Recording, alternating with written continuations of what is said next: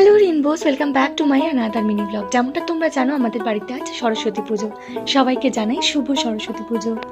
তো আমি সকালবেলা রেডি হয়ে নিচে নেমে এসে দেখি ঠাকুরের সমস্ত জোগাড় কিন্তু হয়ে গেছে। আমি পরেছি হলুদ শাড়িটা, তার সাথে ম্যাচিং করা কাঁচের চুড়ি আর কানের দুল। কেমন লাগছে জানাতে ভুলো না কিন্তু। তো নিচে নেমে দেখলাম দিদিভাই এখানে বাঁধাকপি রান্না করছে আর মা ওদিকে ঠাকুরের ভোগগুলো রান্না করছে। ইতিমধ্যেই ঠাকুরের ভোগ অনেকটা রান্না হয়ে গেছে, মানে ওই ভাজাভুজিটা চাটনিটা হয়ে গেছে, শুধু খিচুড়ি আর বাঁধাকপিটা হবে।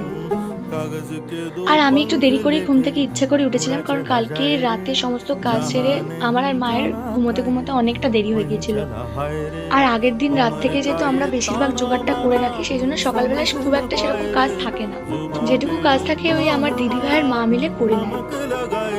তো আমরা সবাই বসে বসে খানিকক্ষণ ঠাকুরের জোগাড় করা দেখছিলাম, ঠাকুরমশাই যেগুলো করছিলেন। তারপর ভাবলাম বাচ্চা কাচ্চাকে নিয়ে একটু সামনে ক্লাবের ঠাকুরটা দেখে আসি।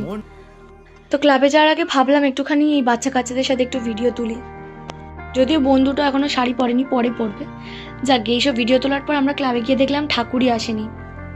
তারপর ক্লাবের ভেতরটা উঁকি দিতে দেখলাম না, ঠাকুর এসে গেছে কিন্তু এখনো রাখা হয়নি জায়গায়।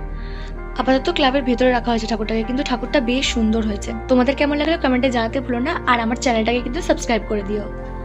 আমার যদিও সরস্বতী পুজোয় কোথাও বেরোনোর নেই, আমার স্কুলেও যাওয়ার নেই আর কোথাও যাওয়ার নেই, তাও আমি বাড়িতে নিজের জন্য সেজেছি। তারপর আমরা গিয়ে সবাই ঠাকুরের সামনে বসে পড়ে, আর আমার জেনিও আমার পাশে বসে পড়ে। ও পুজো দেবে, ও অঞ্জলি দেবে আমার সাথে।